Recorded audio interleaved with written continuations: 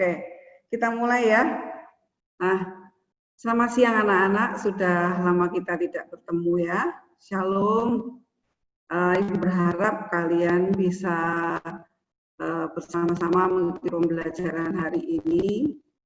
Halo Grace, ya, sudah lama kita tidak bertemu. Hari ini kita bisa belajar kembali bertemu dalam pelajaran bahasa Indonesia ya. Ibu berharap kalian semua dalam keadaan sehat, oke? Ya, baik. Hari ini kita akan mempelajari materi tentang teks prosedur. Ya, jadi kita mengingat bahwa ya, Ibu share dulu screen-nya.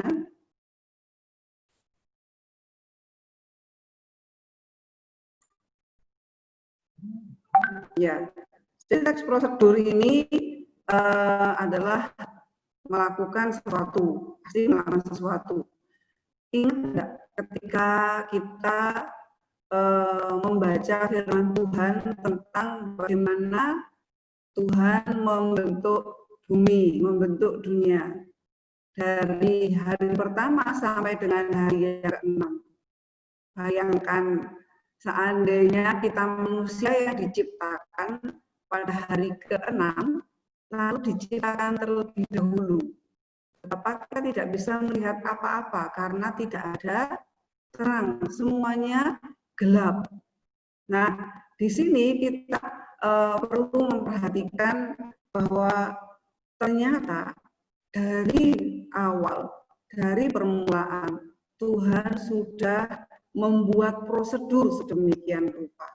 Ya, nah itu sebabnya kita perlu belajar teks prosedur. Kompetensi apa yang akan kita pelajari? Kita akan menganalisis struktur dan kebahasaan dari teks prosedur itu. Kemudian kita akan mengembangkan teks prosedurnya sesuai dengan analisis isi, struktur, dan kebahasaan. Nah, tujuan pembuatan teks prosedur itu nanti bertahap. Kita akan yang pertama mulai dari mengonstruksinya, kemudian merancangkan pernyataan umum, menganalisis struktur dan kaidah kebahasaan, lalu penyusunan teks prosedur. Coba perhatikan video berikut ini.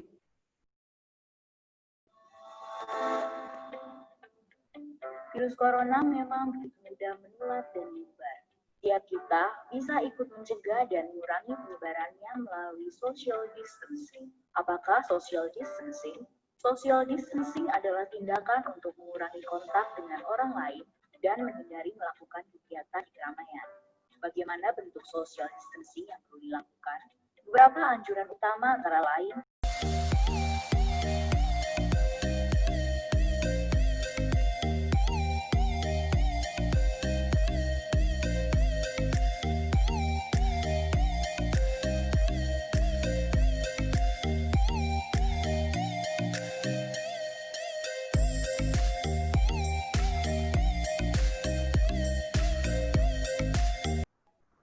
Ya, itu tadi bagaimana kita bisa melihat social distancing. Nah, perhatikan dalam video tadi sudah ditunjukkan adanya satu prosedur. Kira-kira salah satunya tolong sebutkan, Nadia. Apa prosedur apa tadi yang disebutkan untuk melakukan social distancing? Contohnya nggak, Bu? Ya. Menghindari waktu ramai. Oke, Leticia.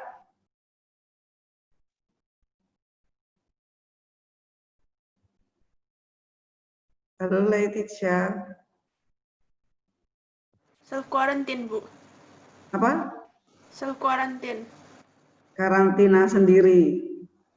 Pribadi, mandiri. Yang lainnya, Ibu ingin mendengar suaranya Aurum. Menghindari kontak langsung, Bu. Iya. Siapa tuh? Gladwin. Jaga kebersihan. Jaga kebersihan. Oke, itu adalah bagian-bagian dari langkah-langkah melakukan prosedur, ya. Nah, kita coba lihat dari pemaparan video tadi, apa yang kalian ketahui dari teks prosedur ini. Jadi teks prosedur ini adalah teks yang berisikan tujuan dan langkah-langkah untuk melakukan atau membuat sesuatu. Poin yang penting apa? Melakukan atau membuat sesuatu. Artinya bahwa prosedur itu dibuat agar kita tidak salah melakukan prosedur kerja atau membuat sesuatu. Oke. Nah, sekarang kita perhatikan ada 3 jenis teks prosedur. Jenis yang pertama ini menjelaskan proses sesuatu yang bekerja atau instruksi untuk melakukan sesuatu secara manual. Jenis yang kedua itu teks prosedur yang menginformasikan aktivitas tentu dengan peraturan-peraturannya. Ya, sama seperti social distancing itu termasuk aktivitas. Kemudian teks prosedur yang berhubungan dengan sifat atau kebiasaan manusia. Nah, tahapan-tahapan dalam teks prosedur ini kita lihat tadi dari teks social distancing tadi, ada di sana ada kalimat imperatif. Kalimat imperatif itu adalah kalimat perintah, kemudian ada kalimat deklaratif, itu adalah pernyataan yang fungsinya memberikan informasi, kemudian juga ada interrogatif yang berupa kalimat tanya. Nah, untuk merancang pernyataan umum dalam teks prosedur, di sini kamu harus memiliki 2 bagian utama. Yang pertama adalah pernyataan umum. Ya, pernyataan umum ini adalah tujuan dari kamu membuat teks prosedur. Kemudian tahapan-tahapan ini adalah langkah-langkah apa yang akan kamu pakai untuk melakukan prosedur sesuatu itu tadi. Nah, sekarang kita akan menganalisis struktur dan kaidah kebahasaannya. Perhatikan strukturnya. Struktur yang pertama adalah pernyataan umum. Di sini kamu dapat memberikan judul dan menuliskan tujuan pembuatan dari teks prosedur itu. Yang kedua adalah bagian material. Di sini berisi tentang bahan dan alat yang dibutuhkan untuk dipakai dalam pembuatan prosedur tadi. Yang terakhir adalah langkah-langkah. Di sini kamu harus dapat menempuh atau memperoleh hasil yang sesuai dengan tujuan dari teks prosedur itu. Ya. Nah, perhatikan kaidah kebahasaannya. Di sana ada penanda wacana. Jadi kalau menunjukkan kata imperatif berarti penanda wacananya apa? Tanda seru, ya. Kalau penanda interrogatif berarti apa? Kata tanya. Penanda wacananya apa? Halo. Aurum? Kalimat interrogatif. Ya, interrogatif. Ya, tanda tanya. Ya, tanda tanya. Nah, kemudian ada kata ganti atau pronomina. Di sini menunjuk pada kata ganti orang pertama, kedua, dan ketiga. Ya. Kemudian ada konjungsi antar kalimat dan konjungsi intra kalimat. Ya. Ada kalimat imperatif, deklaratif, dan interrogatif. Oke. Jelas semua ya? Sudah jelas? Tidak ada pertanyaan? Oke.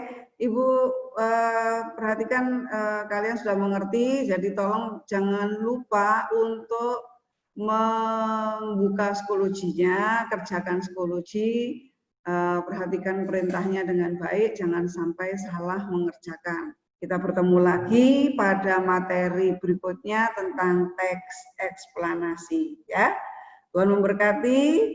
Sampai ketemu kembali. Salam.